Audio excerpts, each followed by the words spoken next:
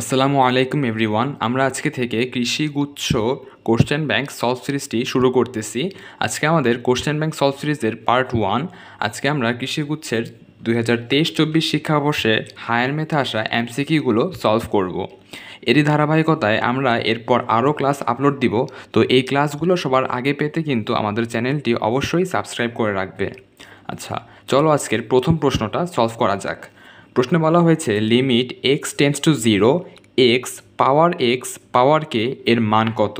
তো এখানে যদি আমরা সরাসরি লিমিটটা বসিয়ে দিতে চাই তাহলে কিন্তু 0 পাওয়ার 0 এরকম চলে আসে। তো এজন্য আমাদেরকে ফার্স্ট অফ অল এটাকে একটু সিম্পলিফাই করতে হবে। তাহলে আমরা ধরে নিচ্ছি যে y ইকুয়াল টু হচ্ছে এক্স পাওয়ার কে। তো যখনই চলক পাওয়ারে থাকে তখন দুই পাশে লন নিয়ে আসতে হয়। তো আমরা এখানে দুই পাশে লন নিয়ে আসবো। তাহলে ln y equal to ln x power k. আচ্ছা, এবার লনের ক্ষেত্রে আমরা জানি যে কোনো পাওয়ার থাকলে সেই পাওয়ারটা সামনে নিয়ে আসা যায়। তো এখানে এক্সের পাওয়ার হচ্ছে এই জিনিসটা, তো এই পুরোটাকে আমরা সামনে নিয়ে আসবো। তাহলে এক্স পাওয়ার কে ইন্টু হবে লন এক্স। তো এটা হচ্ছে আমাদের y এর মান, বা আমরা বলতে পারি y এর জায়গাতে কিন্তু এটা বলা যায়। অর্থাৎ আমরা এখান থেকে যেহেতু লন y পেয়েছি, আর একটা কাজ করি, লন y যেহেতু পেয়েছি আমরা এখান থেকে শুধু y বের করার চেষ্টা করি। তো তার জন্য এই লনটাকে এই পাশে পাঠিয়ে দিতে হবে। আচ্ছা, তো যদি লনটাকে আমরা এই পাশে পাঠিয়ে দেই তাহলে লন এক পাশ থেকে আরেক পাশে গেলে হবে ই, লন এক পাশ থেকে আরেক পাশে গেলে হবে ই, এবং এইখানে যে জিনিসটা ছিল সেটা ই এর পাওয়ারে চলে যাবে। তাহলে হবে ই এর পাওয়ারে এক্স পাওয়ার কে ইন্টু লন এক্স। তাহলে এটা হচ্ছে আমাদের ওয়াই এর মান, আর ওয়াই মানে কিন্তু এইটা। তাহলে এখান থেকে আমরা সিম্পলিফাই করে বলতে পারি যে এই জিনিসটাকে সিম্পলিফাই করলে আসে ই পাওয়ার এক্স পাওয়ার কে ইন্টু লন এক্স। আচ্ছা, এখন দেখো চলকের পাওয়ারে কিন্তু চলক নেই। তাহলে আমরা এবার লিমিট এখানে বসাবো। সুতরাং limit x tends to 0 E power K into loan x. তো এক্স পাওয়ার কে ইন্টু লন এক্স এটা কিন্তু পুরোটাই ই এর পাওয়ারে রয়েছে। এবার যদি আমরা লিমিটটাকে বসিয়ে দেই তাহলে এক্সের জায়গায় বসালে হবে 0, তো 0 পাওয়ার সামথিং করলে কিন্তু 0ই আসে, ইন্টু এক্সের জায়গায় যদি আমরা 0 বসাই তাহলে হবে লন 0। আমরা জানি লন 0 এটা কিন্তু অনির্ণয় বা অসংজ্ঞায়িত। যাই হোক না কেন এর সাথে আমরা জানি যে কোনো কিছুর সাথে 0 গুণ করলে কিন্তু রেজাল্টটা 0ই আসে। তাহলে আমরা বলতে পারি যে এই দুটো জিনিস গুণ করলে আমরা এখানে 0 লিখতে পারি। তাহলে ই পাওয়ার 0, আমরা জানি যে কোনো সংখ্যার উপরে 0 হলে তার মানটা 1 হয়। আচ্ছা, তাহলে এখান থেকে আমরা পেয়ে ফেললাম যে অ্যান্সার হবে আমাদের সি। তো এখানে একটা কথা, যে কোনো সংখ্যার উপরে 0 হলে তার মানটা 1 হয়, তার মানে এই না যে 0 পাওয়ার 0 হলে কিন্তু 1 হবে না। 0 বাদে যে কোনো সংখ্যার উপরে পাওয়ার 0 হলে তাহলে 1 হবে, কিন্তু 0 পাওয়ার 0 হলে কিন্তু সেটা 1 হবে না। আচ্ছা, তাহলে আমাদের এই এমসিকিউটার সঠিক উত্তর হলো সি। চলো এবার 2 নাম্বার এমসিকিউটা সলভ করা যাক। এই এমসিকিউটি এসেছে ইন্টিগ্রেশন থেকে। প্রশ্নে বলা হয়েছে integrate e power 5x plus e power 3x divided by e power x plus e inverse x dx এর মান কত। আচ্ছা, এই অঙ্কটি কিন্তু আমাদের মেন বইয়েরই একটা অঙ্ক। এটা আমরা সলভ করতে পারি। দেখো উপরে আছে ই পাওয়ার 5x এবং 3x। 5x এবং 3x এর মাঝখানের সংখ্যাটা হচ্ছে 4x। তো আমরা একটা কাজ করব, আমরা এখান থেকে ই পাওয়ার 4x কমন নিব। আচ্ছা, তাহলে ই পাওয়ার 5x থেকে যদি ই পাওয়ার 4x কমন নেওয়া হয় তাহলে কিন্তু একটা ই পাওয়ার x থাকবে, প্লাস এখান থেকে কিন্তু আমরা একটা বেশি কমন নিয়ে ফেলেছি। তো ব্যালেন্স করার জন্য আমাদেরকে ই ইনভার্স এক্স দিতে হবে। এবার যদি চেক করো যে গুণ করলে এটা ঠিক আছে কি না, দেখো আমরা এটা গুণ করে দেখবো লাইন ঠিক আছে কি না। ই পাওয়ার 4x ইন্টু ই পাওয়ার এক্স, এই দুটো গুণ করলে কিন্তু পাওয়ারগুলো যোগ হবে, তাহলে ই পাওয়ার 5x আসবে। এরপর এইটা এবং এইটা গুণ করলে পাওয়ারগুলো যোগ হবে, তাহলে 4x মাইনাস এক্স অর্থাৎ 3x আসে। তো গুণ করলে যেহেতু ঠিক আছে তাহলে আমাদের কমন নেওয়াটা হলো। আচ্ছা, তো কমন নেওয়ার কারণ হচ্ছে আমরা কমন নেওয়ার ফলে যেই রাশিটা পেলাম এটাই কিন্তু আমাদের নিচে রয়েছে। এবার আমরা খুব সহজেই এই দুটো রাশি কেটে দিতে পারি। তাহলে আমাদেরকে শুধুমাত্র ই পাওয়ার 4xকে ইন্টিগ্রেট করতে হবে। আমরা জানি ই পাওয়ার এক্সকে ইন্টিগ্রেট করলে ই পাওয়ার এক্সই হয়, অর্থাৎ ই পাওয়ার 4x হবে। কিন্তু এক্সের যদি কোনো সহগ থাকে তাহলে ইন্টিগ্রেট করার সময় সেই সহগ দিয়ে ভাগ করতে হয়। তো ই পাওয়ার 4x-কে করলে ই পাওয়ার 4x-ই হবে, যেহেতু এক্সের সহগ 4 রয়েছে তো আমাদেরকে এখানে 4 দিয়ে ভাগ করতে হবে, প্লাস সি। এটাই হচ্ছে আমাদের যোগজটির অ্যান্সার। তো এই উত্তরটি আমাদের বি নাম্বার অপশনে রয়েছে, অর্থাৎ সঠিক উত্তর হলো বি। 3 নাম্বার প্রশ্নটি এসেছে বিপরীত ত্রিকোণমিতি থেকে। চলো এটা সলভ করা যাক। প্রশ্নে বলা হয়েছে tan 2θ into tan θ equal to 1 এর সাধারণ সমাধান কোনটি? আচ্ছা, তো এটাকে ফার্স্ট অফ অল আমাদেরকে সিম্পলিফাই করতে হবে। তো দেখতেই পাচ্ছ যে এখানে tan 2θ রয়েছে। আমরা কিন্তু tan 2θ একটা সূত্র জানি। সূত্রটা হচ্ছে 2 tan θ divided by 1 minus tan square θ। তো এটা হচ্ছে আমাদের tan 2θ সূত্র, তার সাথে গুণাকারে রয়েছে tan θ। তো গুণ tan θ ইকুয়াল টু দেওয়া আছে 1। আচ্ছা, তো এখন আমরা একবারে করতে পারি, যেহেতু 2 tan θ ইন্টু tan θ রয়েছে, তো এই tan θ আর এই tan θ গুণ করলে আসবে tan স্কোয়ার θ। একই সাথে যদি আমরা এই জিনিসটা নিচে রয়েছে এটাকে যদি আমরা সমান চিহ্নের এই পাশে পাঠিয়ে দেই, তো এটা ভাগ আকারে রয়েছে, এ পাশে গেলে কিন্তু গুণ হবে। তো 1-এর সাথে গুণ করলে কিন্তু এটাই থাকে, তাহলে হবে 1 মাইনাস tan স্কোয়ার θ। আচ্ছা, এরপর আমরা tan θগুলোকে এক পাশে নিয়ে আসবো। তো মাইনাস tan স্কোয়ার θ এ পাশে আসলে হবে প্লাস tan স্কোয়ার θ। তাহলে 2 tan square θ plus tan square θ equal to থাকবে 1। তো বুঝতে পারতেছো, এবার এই দুটো যোগ করলে আসবে 3 tan স্কোয়ার θ। তাহলে 3 tan স্কোয়ার θ ইকুয়াল টু হচ্ছে 1। এবার 3 গুণাকারে রয়েছে, এ পাশে গেলে হবে ভাগ, তাহলে এই পাশে হলো 1/3। একই সাথে এখানে স্কোয়ার ছিল, স্কোয়ারটাকে যদি আমরা এই পাশে পাঠাই তাহলে হবে প্লাস মাইনাস রুট 1/3। তো 1-এর মধ্যে রুট দিচ্ছি না, কারণ 1কে রুট করলে কিন্তু 1ই হয়, তো এই জন্য শুধুমাত্র 3-এর মধ্যে রুট দিচ্ছি। আচ্ছা, তাহলে tan θ equal to plus minus 1/√3। আমরা জানি যে tan 30 ডিগ্রি এর মান হচ্ছে 1/√3। আমরা জানি যে tan 30 ডিগ্রি এর মান হচ্ছে 1/√3। তো 30 ডিগ্রিকে রেডিয়ানে লিখলে হয় π/6। tan π/6 এর মান হচ্ছে 1/√3। আচ্ছা, তো আমরা যদি এখানে প্লাস π/6 দেই তাহলে প্লাস 1/√3 পাবো। একইভাবে যদি আমরা এখানে 10-এর ভিতরে লিখি মাইনাস π/6 তাহলে পাবো মাইনাস 1/√3। অর্থাৎ আমরা বলতেই পারি যে tan θ ইকুয়াল টু 10, যদি বলি π/6 অর্থাৎ প্লাস π/6 তাহলে আসবে আমাদের প্লাস 1/√3, এবং যদি বলি মাইনাস π/6 তাহলে আসবে মাইনাস 1/√3। তো আমাদের যেহেতু এখানে প্লাস মাইনাস রয়েছে এজন্য আমরা এখানে প্লাস মাইনাস দিয়ে দিব। আচ্ছা, তাহলে 10-এর ভিতরে হলো প্লাস মাইনাস π/6। এবার আমরা একটা সূত্র জানি যে tan θ ইকুয়াল যদি tan আলফা হয় তাহলে থিটা এর সাধারণ যে মান বা সাধারণ সমাধান সেটা হবে n pi plus alpha. tan θ equal tan alpha হলে আমরা বলতে পারি theta equal n pi plus alpha. আচ্ছা, তাহলে এখানেও সেম কাজ করব, দুই পাশ থেকে 10 বাদ দিলে theta equal n pi plus. আচ্ছা, তো দেখো এখানে কিন্তু প্লাস মাইনাস রয়েছে, তো প্লাস ইন্টু প্লাস মাইনাস, তাহলে কিন্তু এখানে প্লাস মাইনাস চলে আসবে। আচ্ছা, এরপরে আলফার জায়গায় রয়েছে π/6, তো এখানে আমরা π/6 লিখে দিচ্ছি। এটাই হচ্ছে আমাদের সাধারণ সমাধান, যেটা ডি নাম্বার অপশনে রয়েছে, অর্থাৎ আমাদের সঠিক উত্তর হলো ডি। 4 নাম্বার এমসিকিউটি এসেছে ম্যাট্রিক্স থেকে। চলো এটা সলভ করা যাক। প্রশ্নে বলা হয়েছে a ইকুয়াল 3, 4 এবং b ইকুয়াল আরেকটি ম্যাট্রিক্স দেওয়া আছে। তো এখান থেকে বলেছে a আর b এর গুণফল কত হবে। তো এটা কিন্তু আমরা ডিরেক্ট মাত্রা বের করে বলে ফেলতে পারি গুণ না করে। তো দেখতে পাচ্ছ আমাদের এ যে ম্যাট্রিক্স রয়েছে তার মাত্রা আমরা আগে বের করব। তো এ ম্যাট্রিক্সের মাত্রা হচ্ছে 1/2, কারণ এখানে একটা সারি রয়েছে এবং দুটো কলাম রয়েছে। তাহলে বলতে পারি এ ম্যাট্রিক্সের মাত্রা হবে সারি বাই কলাম, অর্থাৎ 1/2।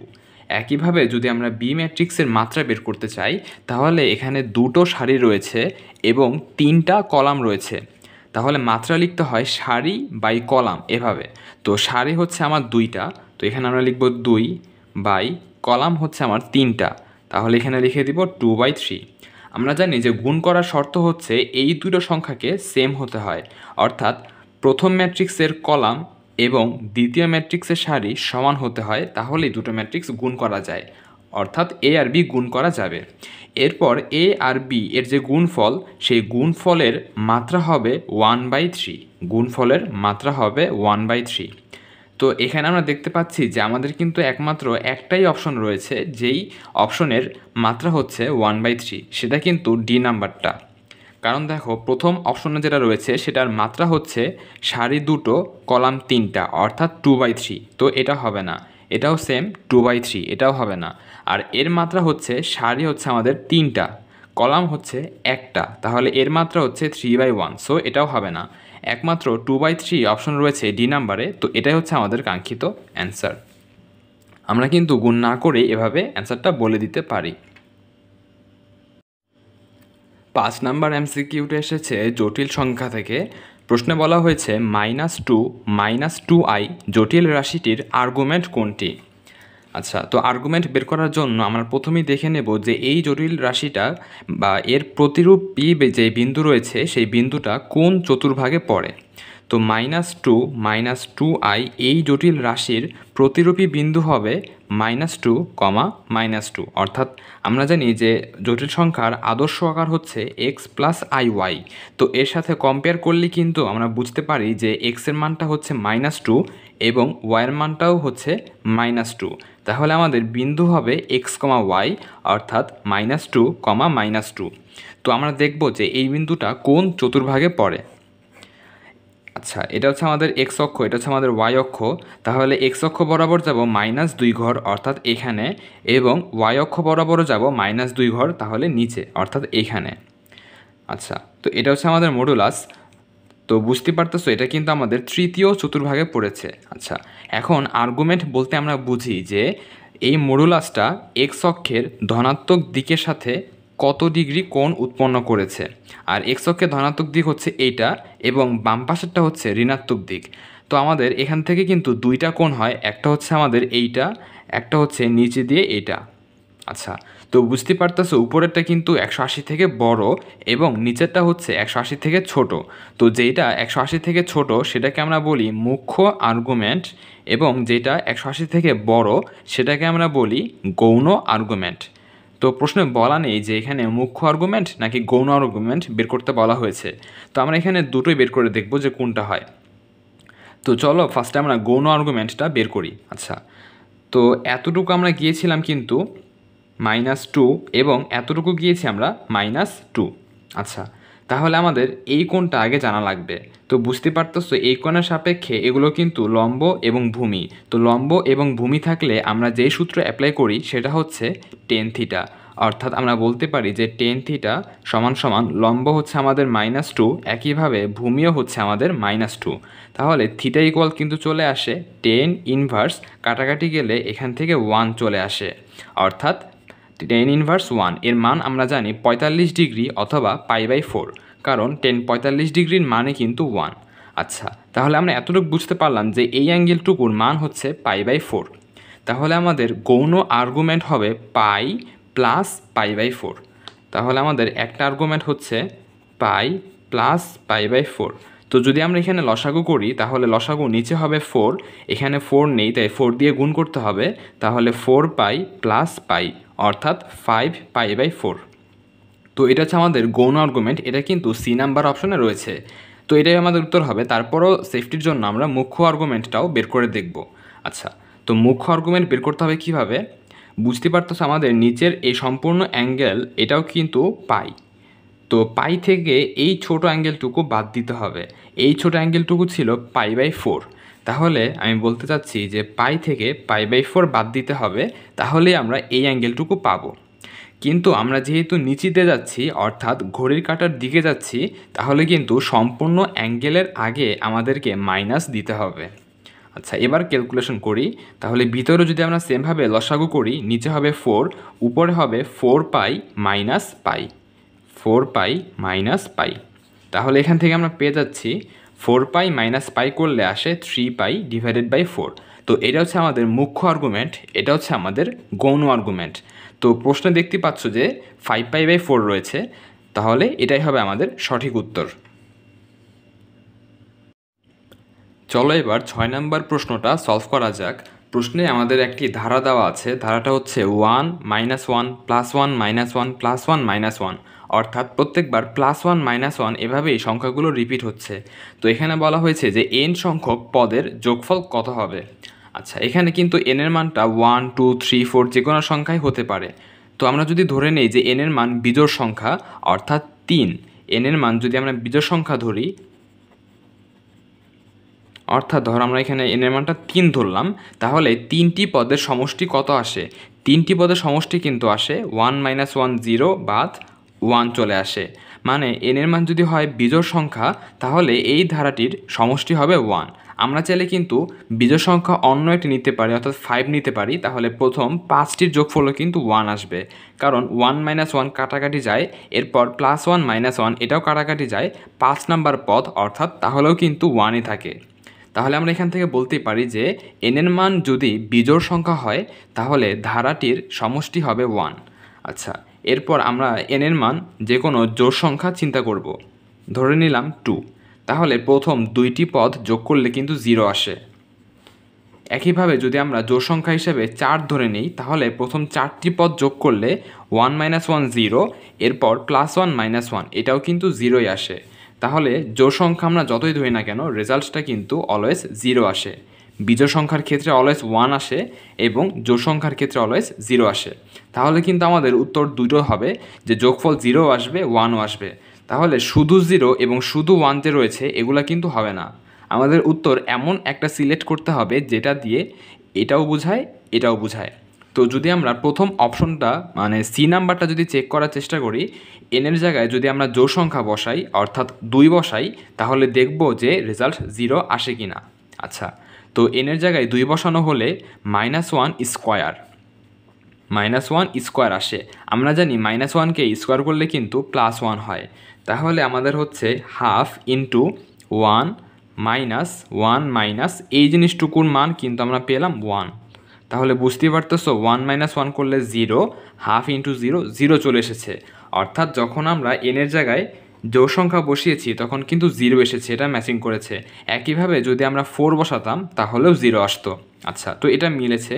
এবার আমরা 1 বসিয়ে দেখব যে 1 বা 3 বা 5 যে কোনো একটা সংখ্যা বসিয়ে দেখব যে এটার মান 1 আসে কি না।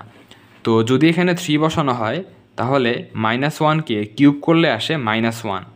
তাহলে ধারাটির মান হবে 1 মাইনাস এতটুকুর আমরা মান পেয়েছি -1। তাহলে মাইনাসে মাইনাসে প্লাস হয়ে গেল। তাহলে 1/2 × 2 কাটাকাটি করলে কিন্তু 1 আসতেছে। তাহলে যখন আমরা এখানে n এর মানটা বিজোড় সংখ্যা বসাচ্ছি তখন রেজাল্ট 1 আসে, অর্থাৎ এটাকেও সিদ্ধ করেছে। তাহলে আমাদের কিন্তু এই রাশিটা দ্বারা দুটো মানই সিদ্ধ হয় এখানে। তাহলে কিন্তু আমরা এখান থেকে বলতেই পারি যে এই ধারাটির যোগফল হবে সি নাম্বারটা, কারণ এখানে জোড় সংখ্যা বসালে রেজাল্ট 0 আসে এবং বিজোড় সংখ্যা বসালে রেজাল্ট 1 আসে। আশা করি ম্যাথটা সবাই বুঝতে পেরেছ। 7 নম্বর প্রশ্নে বলা হয়েছে কাজের পরিমাণ সবচেয়ে বেশি হবে যখন প্রযুক্ত বল ও সরণের মধ্যবর্তী কোণের মান কত। আচ্ছা, আমরা জানি যে কৃতকাজ W এর সূত্র হচ্ছে Fs cos θ। তো কৃতকাজের মান সর্বোচ্চ হতে হলে কিন্তু cos θ এর মানটা সর্বোচ্চ হতে হবে। আমরা জানি যে cos θ এর সর্বোচ্চ মান হচ্ছে 1।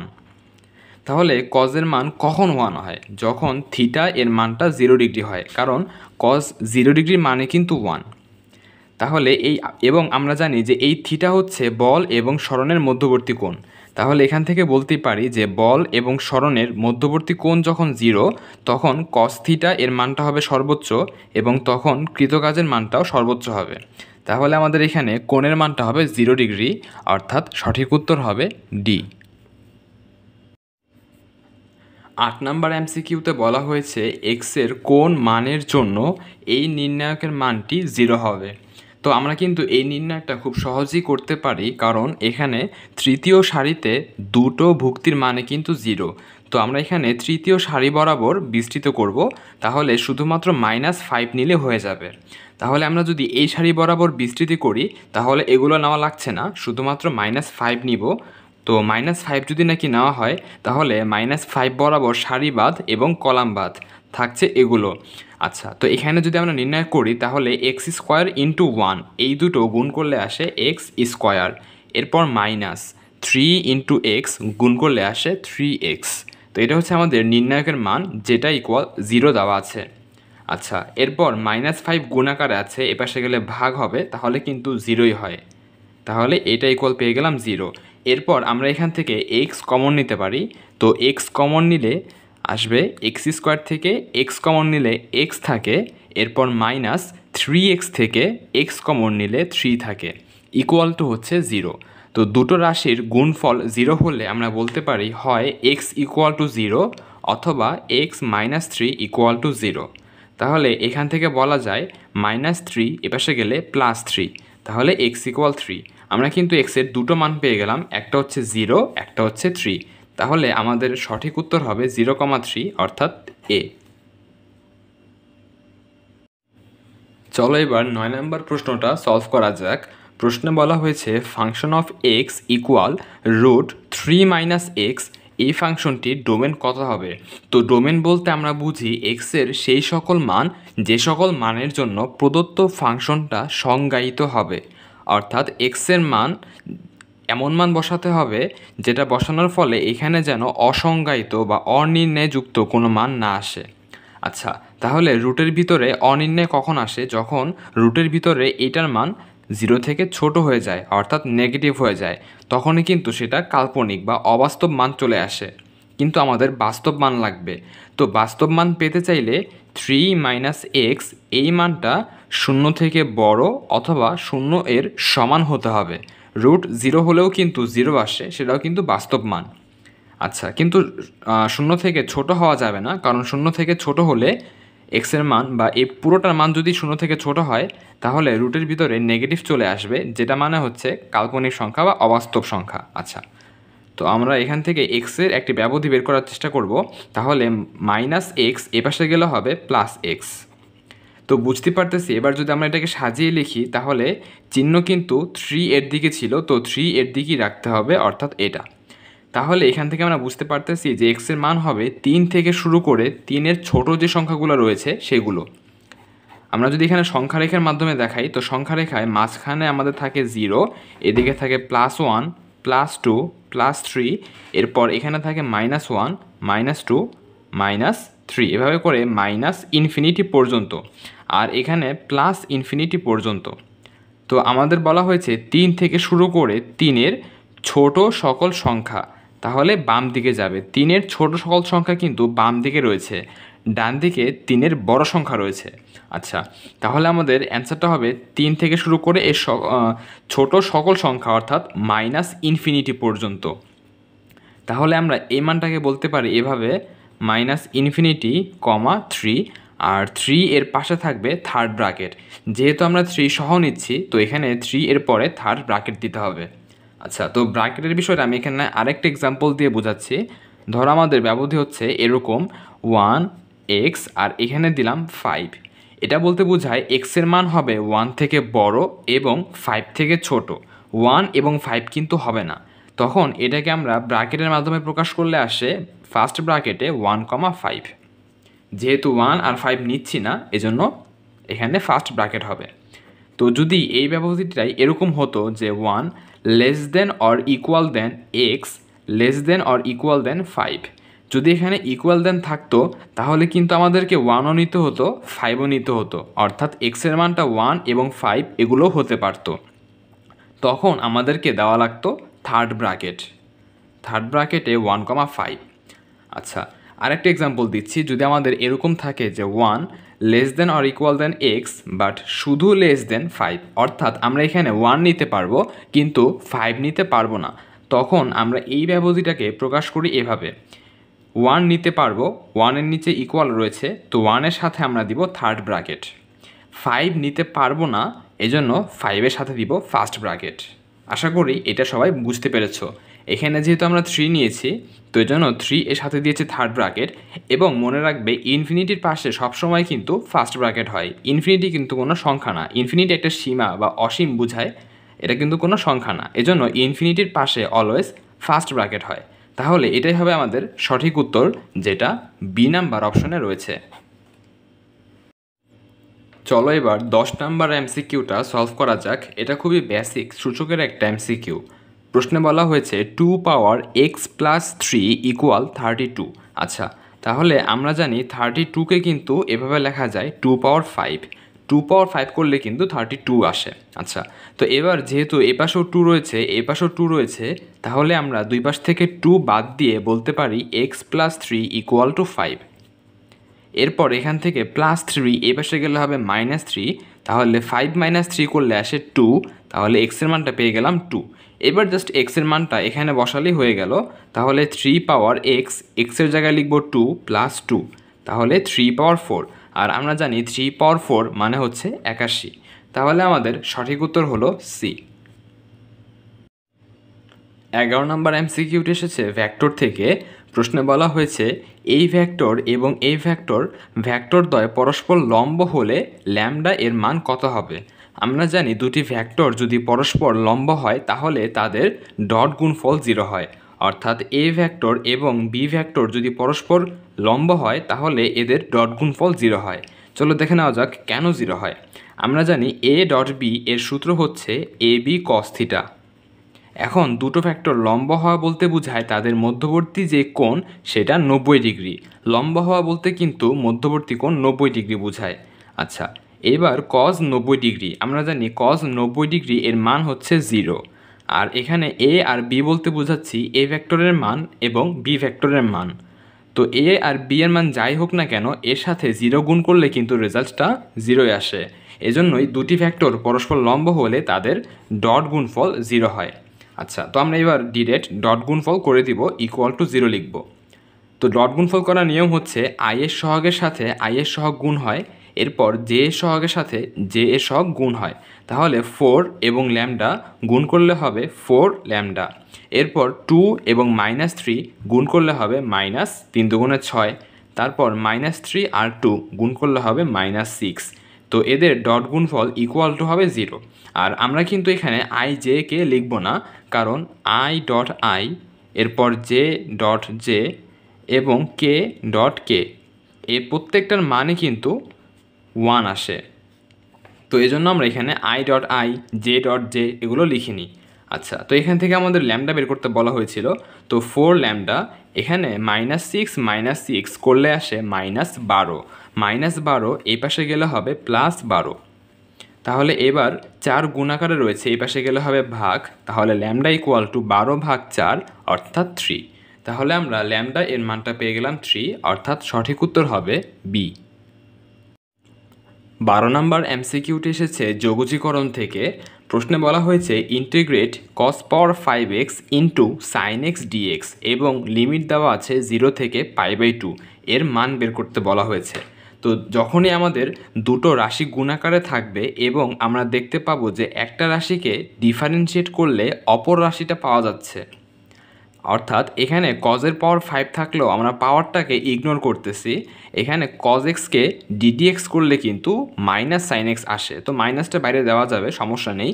তো এখানে যেহেতু কজ এক্সকে ডিডিএক্স করলে sin x আসতেছে, তো আমরা এখানে কজ এক্সকে জেড ধরে নিব। তাহলে কজ এক্স এটাকে আমরা ধরে নিলাম জেড। আমরা কিন্তু বলতে পারি যে sin xকে জেড ধরলেও তো cos x চলে আসে, কিন্তু মনে রাখবে যে যেটার উপরে পাওয়ার থাকবে সবসময় সেটাকেই জেড ধরতে হয়।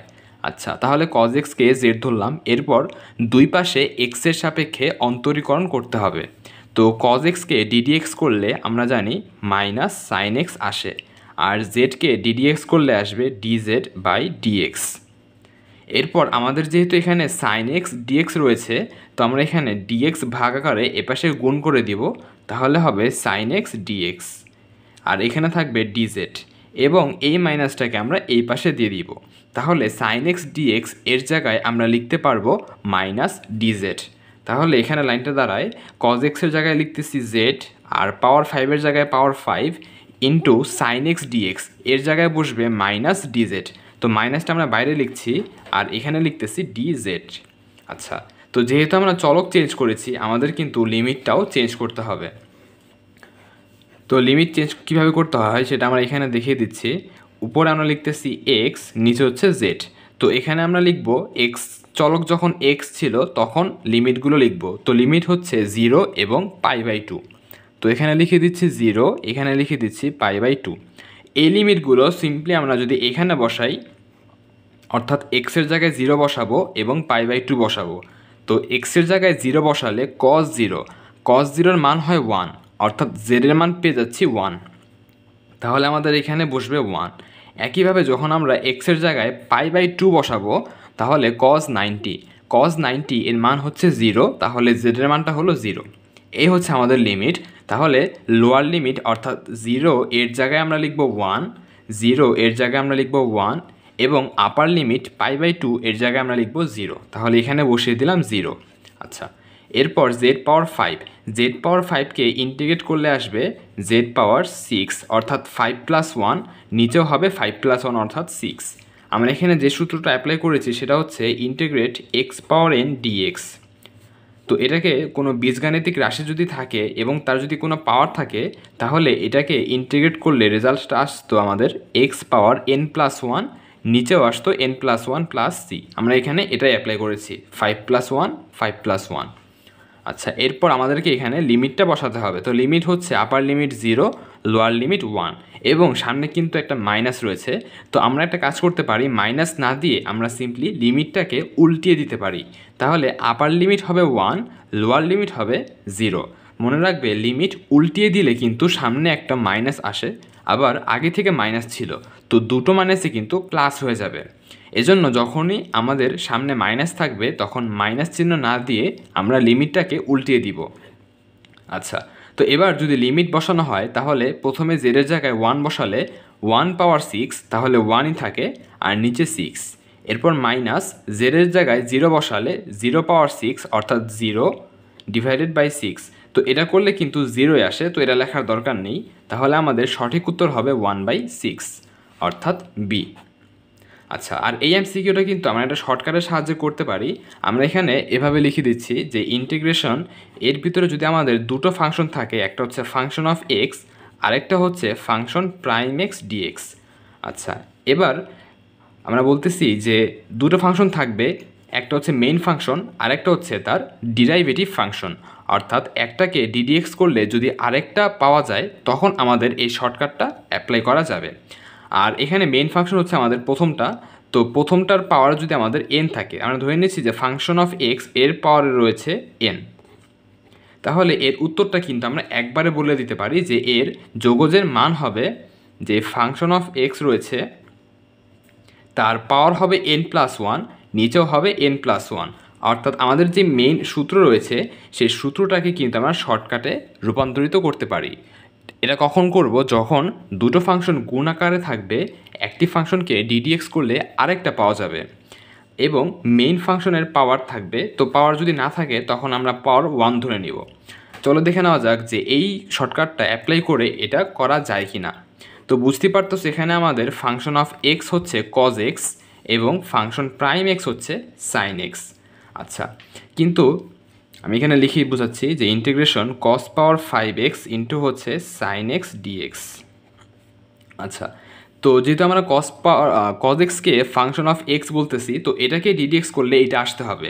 তো cos x কে ডিডিএক্স করলে কিন্তু মাইনাস sin x আসে, তো আমরা এখানে মাইনাস sin x লিখে দিব। তো ব্যালেন্স করার জন্য যেহেতু এখানে মাইনাস দিয়েছি, বাইরেও একটা মাইনাস দেওয়া লাগবে, তাহলে কিন্তু ব্যালেন্স হয়ে গেল। আচ্ছা, এবার এটাকে ডিডিএক্স করলে এটা আসে, তাহলে এটা হচ্ছে আমাদের মেইন ফাংশন, এটা হচ্ছে ফাংশন প্রাইম এক্স। তাহলে শর্টকাট অনুযায়ী আমরা বলতে পারি রেজাল্ট হবে ফাংশন অফ এক্স অর্থাৎ cos x এর পাওয়ার n+1, তার মানে হচ্ছে 6/n+1 অর্থাৎ 6। এটা হচ্ছে আমাদের যোগজের মান। এবার এর লিমিটটা বসাতে হবে। তো লিমিট কিন্তু আমাদের 0 থেকে π/2, যেহেতু চলক চেঞ্জ করিনি তো লিমিট এটাই থাকবে। আচ্ছা, তো লিমিট বসানোর আগে আমাদের কিন্তু এবারও সামনে মাইনাস, তো মাইনাস না দিয়ে আমরা সিম্পলি লিমিটটাকে উল্টিয়ে দিব।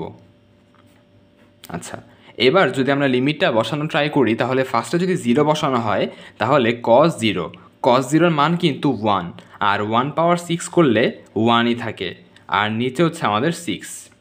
এরপর মাইনাস দিয়ে যদি আমরা লোয়ার লিমিট বসাই, তো লোয়ার লিমিট হচ্ছে 90 ডিগ্রি, cos 90 ডিগ্রি এর মান হচ্ছে 0। তো 0/6 করলে কিন্তু এটা 0ই আসে, তো এটা লিখছি না। তাহলে দেখতেই পাচ্ছ যে এখান থেকেও কিন্তু আমাদের রেজাল্টটা একই আসে, অর্থাৎ 1/6ই আসে।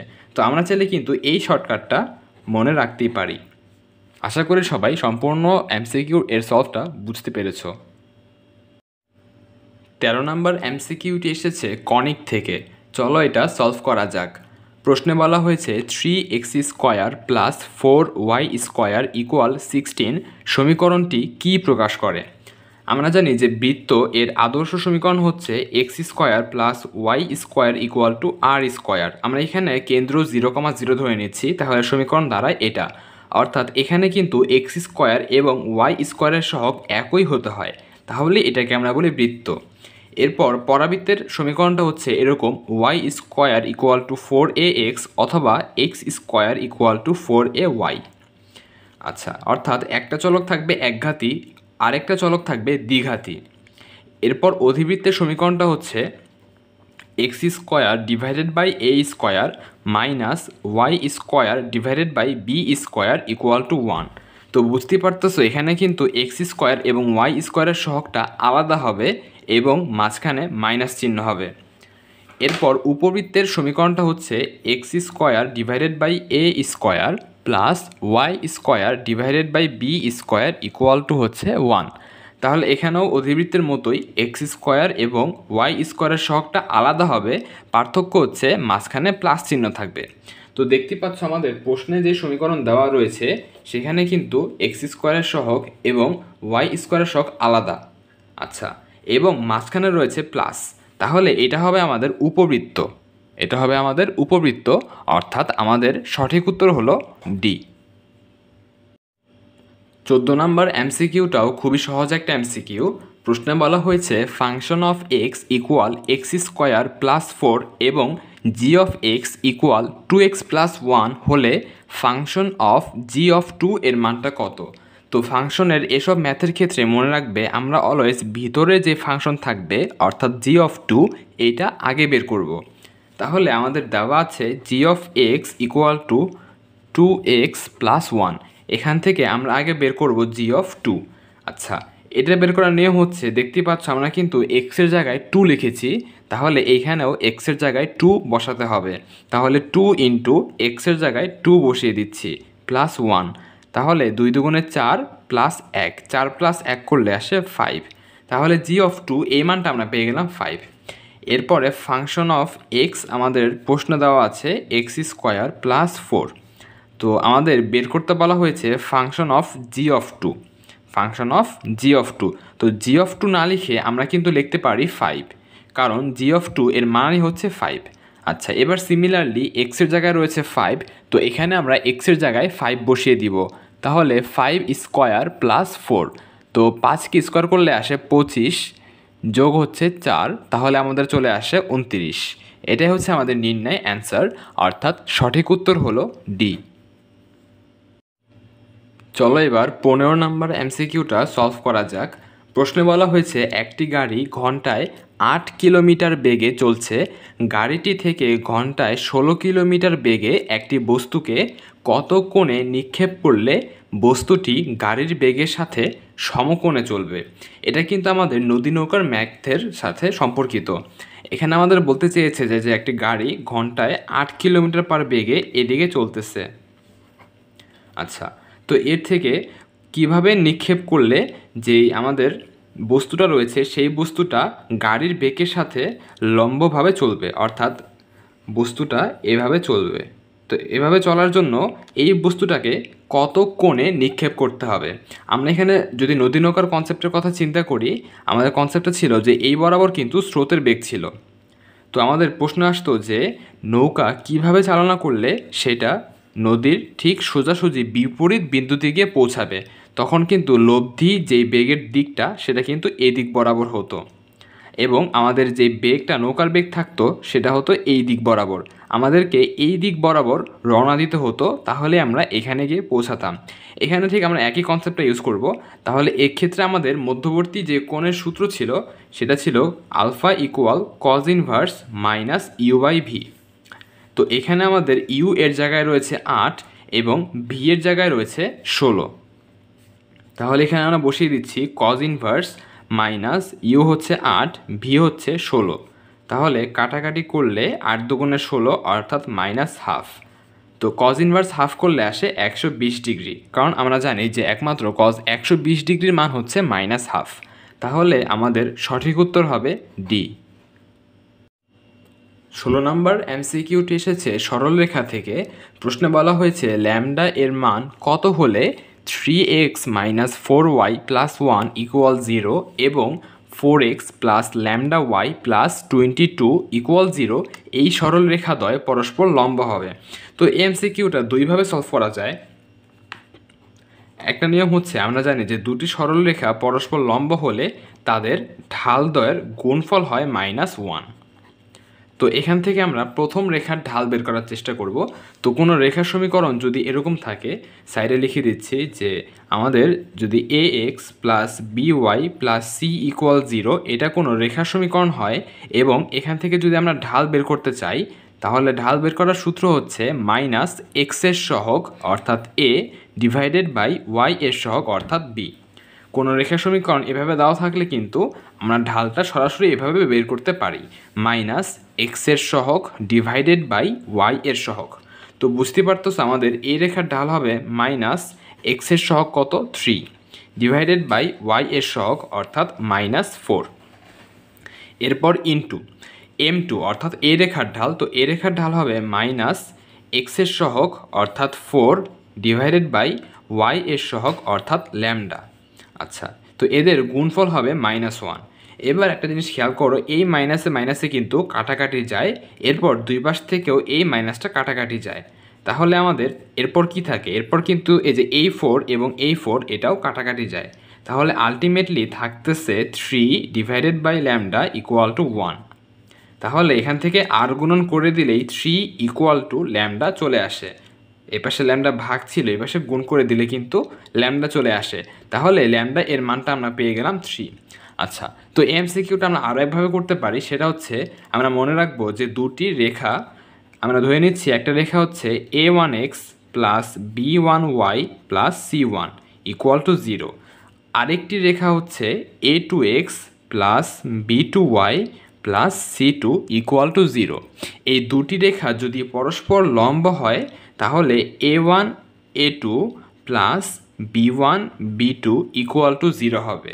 তো এই জিনিসটা কিন্তু ঢালদ্বয়ের গুণফল থেকেই সরাসরি এসেছে।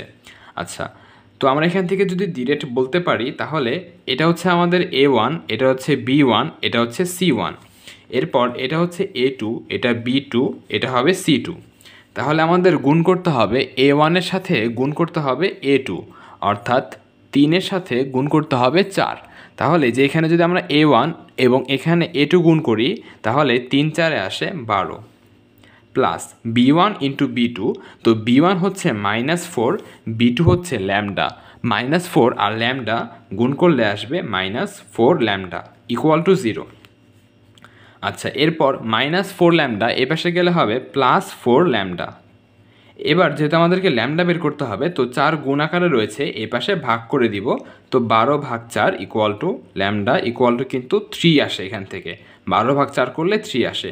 তো আমরা কিন্তু এভাবেও ল্যামডা এর মানটা 3 পেয়ে যাই। তো এই ম্যাথটা দুইভাবেই করা যায়, এখান থেকে করা যায় বা এখান থেকে করা যায়। তো আমাদের কাছে যেটা সহজ লেগেছে সেভাবে করবা। তাহলে বুঝতে পারতেছি যে আমাদের এই এমসিকিউটার সঠিক উত্তর হলো সি। 17 নম্বর এমসিকিউটি এসেছে বৃত্ত থেকে। চলো এটা সলভ করা যাক। প্রশ্নে বলা হয়েছে কে এর মান কত হলে y = 3x + k সরল রেখাটি x² + y² = 10 বৃত্তের স্পর্শক হবে। তো একটি রেখা একটি বৃত্তের স্পর্শক তখনই হবে যখন বৃত্তের কেন্দ্র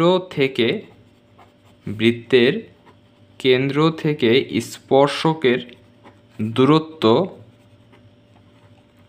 এবং ব্যাসার্ধ সমান হবে। যখন বৃত্তের কেন্দ্র থেকে স্পর্শকের দূরত্ব আর ব্যাসার্ধ এই দুটো জিনিস সমান হবে, তখনই সেই রেখাটা বৃত্তকে স্পর্শ করবে। তাহলে এখান থেকে ফার্স্ট অফ অল আমাদেরকে বৃত্তের কেন্দ্র এবং ব্যাসার্ধ বের করতে হবে। আচ্ছা, এটাকে যদি আমরা এই সমীকরণের সাথে তুলনা করি, x - h² plus Y minus K whole square equal to R square, যেখানে আমাদের এইচ কমা কে হচ্ছে এই বৃত্তের কেন্দ্র এবং আর হচ্ছে বৃত্তের ব্যাসার্ধ। তো বুঝতে পারতেছো এখানে কিন্তু এক্স এবং ওয়াই এর সাথে কোনো কিছু যোগ বিয়োগ আকারে নেই, অর্থাৎ 0 আছে। তাহলে বলতেই পারি যে আমাদের কেন্দ্র হলো 0,0।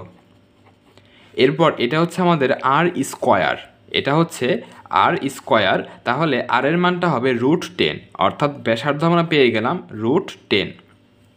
এবং আমাদের স্পর্শকের যে সমীকরণ রয়েছে সেটাকে যদি সাজিয়ে লিখি, অর্থাৎ প্লাস ওয়াই এই পাশে গেলে হবে মাইনাস ওয়াই, তাহলে 3x মাইনাস ওয়াই প্লাস কে, প্লাস ওয়াইটাকে এই পাশে নিলে মাইনাস ওয়াই হবে, তাহলে কিন্তু এক পাশ 0 হয়ে যাবে, তো ইকুয়াল টু 0। আচ্ছা, তো আমরা এখন লিখতে পারি যে যেহেতু প্রশ্ন বলা আছে এটা একটি স্পর্শক, তাহলে কেন্দ্র হতে এই রেখার দূরত্ব হবে ব্যাসার্ধের সমান। তো একটা বিন্দু হতে একটা রেখার দূরত্ব বের করার নিয়ম হচ্ছে প্রথমে এই বিন্দু দিয়ে রেখাকে সিদ্ধ করতে হয়।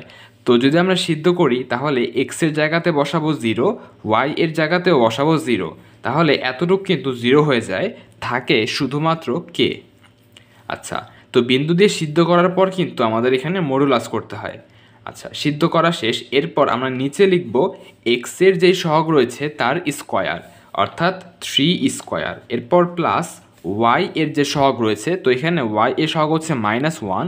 আমরা যদি -1কে স্কোয়ার করি তাহলে কিন্তু +1ই আসে। ইকুয়াল টু হচ্ছে আমাদের ব্যাসার্ধ হবে, অর্থাৎ √10, যেটা আমরা শুরুতেই বলেছিলাম যে কেন্দ্র হতে স্পর্শকের দূরত্ব ব্যাসার্ধের সমান হবে। আচ্ছা, এবার modulus of K divided by, এখানে কিন্তু 3কে স্কোয়ার করলে আসে 9, তো 9 যোগ 1 অর্থাৎ 10, ইকুয়াল টু হচ্ছে √10। এবার যদি আমরা আর গুণন করি তো √10 এবং √10 গুণ করলে কিন্তু শুধু 10 হবে। আচ্ছা, আর এখানে মডুলাস উঠিয়ে দিলে আমাদেরকে যে কোনো এক পাশে প্লাস মাইনাস দিতে হবে, অর্থাৎ কে এর মান হবে +-10। তো অপশনে আমাদের প্লাস মাইনাস নেই, শুধু +10 রয়েছে, তো আমরা এটাকেই সঠিক উত্তর বলবো, অর্থাৎ সঠিক উত্তর হবে বি। 18 নম্বর এমসিকিউতে এসেছে অন্তরীকরণ থেকে। চলো এটা সলভ করি। প্রশ্নে বলা হয়েছে y equal 3x² plus 2x minus 1 এই বক্ররেখার 2,0 বিন্দুতে ঢাল কত হবে।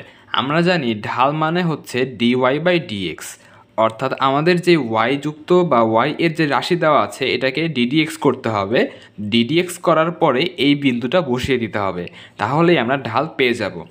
তো আমরা এখন সবাইকে x এর সাপেক্ষে অন্তরীকরণ করব, তাহলে আসবে dy/dx ইকুয়াল টু 3x²। এটাকে যদি আমরা ddx করি, তো ফার্স্টে আমরা এখানে সূত্র লিখে দিচ্ছি যে ddx of x power n। এর সূত্র ছিল যে x এর যদি কোনো পাওয়ার থাকে এবং সেটাকে যদি আমরা ddx করি তাহলে পাওয়ারটা সামনে চলে আসে এবং পাওয়ার থেকে 1 মাইনাস হয়, তাহলে n সামনে চলে আসলো এবং যে পাওয়ার ছিল তার থেকে 1 বিয়োগ করলাম। আচ্ছা, এখানেও দেখো সেম জিনিস, আমাদের x এর পাওয়ার হচ্ছে 2, তো 2 সামনে চলে আসবে, সামনে আসলে কিন্তু 3-এর সাথে গুণ হবে, তাহলে 3 দুগুণে হবে 6। এরপর x এর পাওয়ার থেকে 1 কমে যাবে, অর্থাৎ 2 - 1, তাহলে কিন্তু পাওয়ার 1 থাকে, তো এখানে আমরা 1 লিখতেছি না। এরপর +2, এরপর রয়েছে x। আমরা যদি xকে ddx করি, অর্থাৎ ddx অফ x, তাহলে কিন্তু এখানে মানটা আসবে 1, কারণ দেখো x এর পাওয়ার রয়েছে 1, তো আমরা যদি এই সূত্র অ্যাপ্লাই করি তাহলে পাওয়ার সামনে নিয়ে আসলাম, ইনটু x এর পাওয়ার 1 কমে যাবে, আগে যা ছিল তার থেকে 1 কমে যাবে, তাহলে কিন্তু 0 আসে, অর্থাৎ x পাওয়ার 0। আমরা জানি যে x পাওয়ার 0 মানে কিন্তু 1, তাহলে আলটিমেটলি xকে ddx করলে 1 আসে, তো এখানে হবে 2 × 1, তো সেজন্য আর 1টা লিখতেছি না। আচ্ছা, এরপর রয়েছে একটি ধ্রুবক সংখ্যা। যে কোনো ধ্রুবক সংখ্যাকে ddx করলে কিন্তু 0 আসে। আমরা এখানে লিখে দিচ্ছি যে ddx অফ c, অর্থাৎ কনস্ট্যান্ট, তো যে কোনো কনস্ট্যান্টকে ddx করলে আসে 0। তো এটা হচ্ছে আমাদের dy/dx এর মান। এবার আমরা যদি এখানে বিন্দুটা বসিয়ে দেই তাহলে dy/dx, এখানে বিন্দুটা হবে 2,0, অর্থাৎ x, y, তাহলে x এর জায়গাতে বসাবো 2, এখানে শুধু xই রয়েছে, তো এখানে আমরা x এর জায়গায় বসিয়ে দিব 2 প্লাস বাকি যা আছে তা, অর্থাৎ 2। যদি আমাদের এখানে y থাকতো তাহলে y এর জায়গায় 0 বসাতে হতো। আচ্ছা, তাহলে এখান থেকে 6 দুগুণে 12, 12 প্লাস 2 অর্থাৎ 14। তাহলে আমাদের ঢালের মানটা হচ্ছে 14, যেটা সিতে রয়েছে, অর্থাৎ সঠিক উত্তর হলো সি।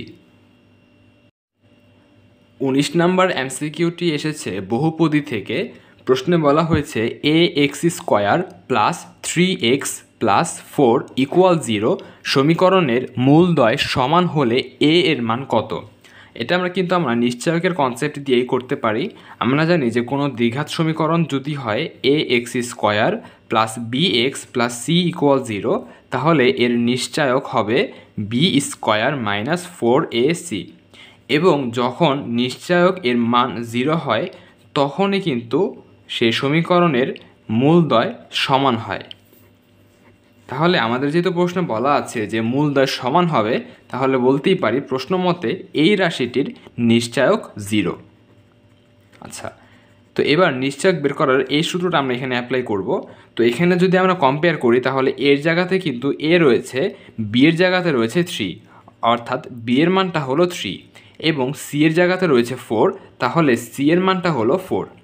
এবার যদি আমরা এখানে বসাই বি স্কোয়ার, তাহলে লিখবো আমরা এখানে 3 স্কোয়ার মাইনাস 4 ইন্টু এর জায়গায় কিন্তু এ রয়েছে, এরপর সি এর জায়গাতে রয়েছে 4, তো আমরা এখানে লিখে দিচ্ছি 4 ইকুয়াল টু 0।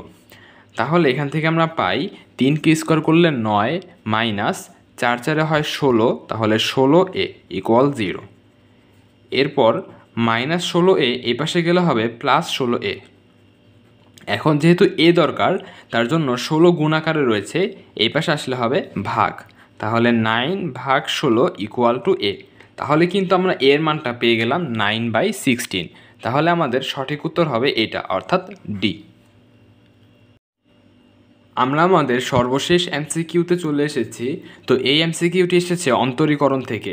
প্রশ্নে বলা হয়েছে y equal x³ into ln x হলে d4y ডিভাইডেড বাই dx পাওয়ার 4 এর মান কত। তো এটা বলতে বোঝায় yকে 4 বার ddx করতে হবে, yকে 4 বার ddx করতে হবে। তো আমাদের y ইকুয়াল টু দেওয়া আছে x³ ln x। তো আমরা এটাকে ফার্স্টে একবার ddx করব। তো দেখতে পাচ্ছ যে এখানে দুটো রাশি গুণ আকারে রয়েছে, অর্থাৎ আমাদেরকে একটা রাশিকে ধরতে হবে ইউ, আর একটা রাশিকে ধরতে হবে ভি। এরপর এখানে ddx অফ ইউভি এই সূত্রটা অ্যাপ্লাই করতে হবে। তো সূত্রটা আমি এখানে সাইডে লিখে দিচ্ছি। ddx অফ ইউভি এর সূত্র হচ্ছে ইউ ddx অফ ভি, অর্থাৎ একবার ইউকে রেখে ভিকে ddx করব, তারপর plus V ddx of U, অর্থাৎ দ্বিতীয়বার ভিকে রেখে ইউকে ddx করব। তো এখানে গুণ আকারে যেহেতু রয়েছে এবং অন্তরীকরণের ক্ষেত্রে কিন্তু যে কোনো একটাকে ইউ আর একটাকে ভি ধরলেই হয়। তো আমরা এখানে প্রথমটাকে ইউ ধরে নিচ্ছি আর দ্বিতীয়টাকে ভি ধরছি। তাহলে সূত্র ছিল ইউকে রেখে, অর্থাৎ x³ রেখে ভিকে ddx করব, অর্থাৎ ln x কে ddx করব। আমরা জানি যে ddx অফ ln x, এখানে সূত্র লিখে দিচ্ছি ln x। তো ln x কে ddx করলে আসে 1/x। তো আমরা এখানে ডিরেক্ট 1/x লিখে দিচ্ছি।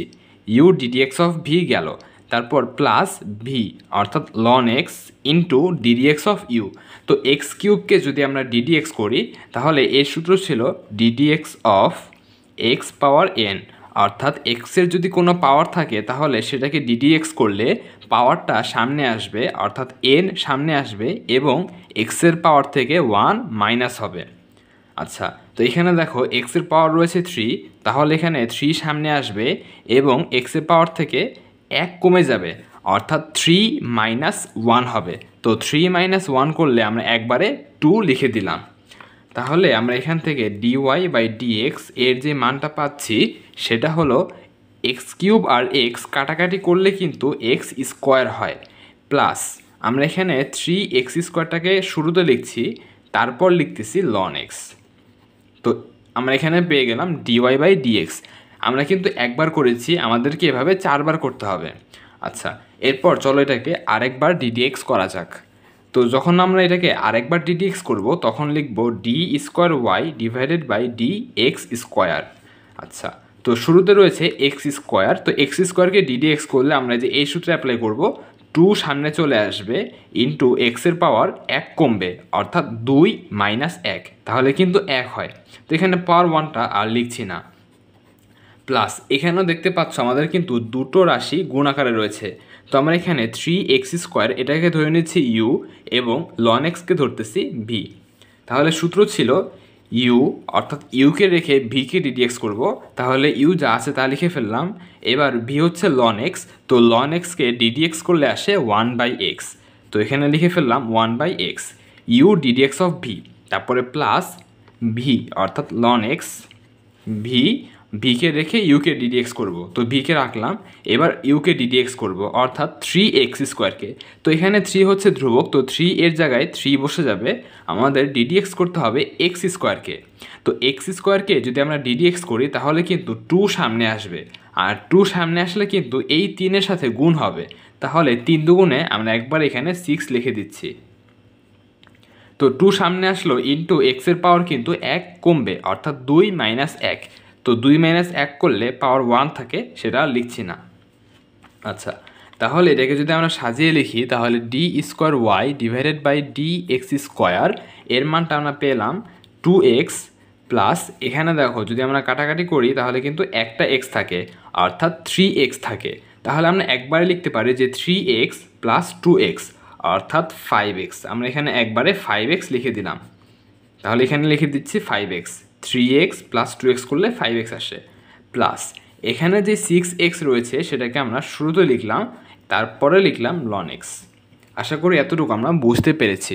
তো এখানে কিন্তু আমরা 2 বার ডিডিএক্স করেছি, আমাদেরকে আরও 2 বার ডিডিএক্স করা লাগবে। আচ্ছা, এবার আমরা তৃতীয়বার করতেছি, তাহলে d³ ডিভাইডেড বাই dx³।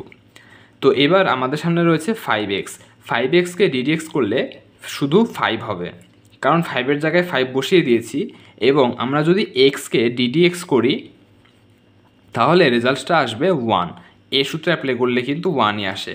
তো এখানে 1 লিখছি না, শুধু 5 লিখে ফেললাম। এরপর প্লাস দেখতে পাচ্ছ যে এখানেও কিন্তু আমাদের দুটো রাশি রয়েছে, তো এখানেও আমরা ইউ ভি অ্যাপ্লাই করব।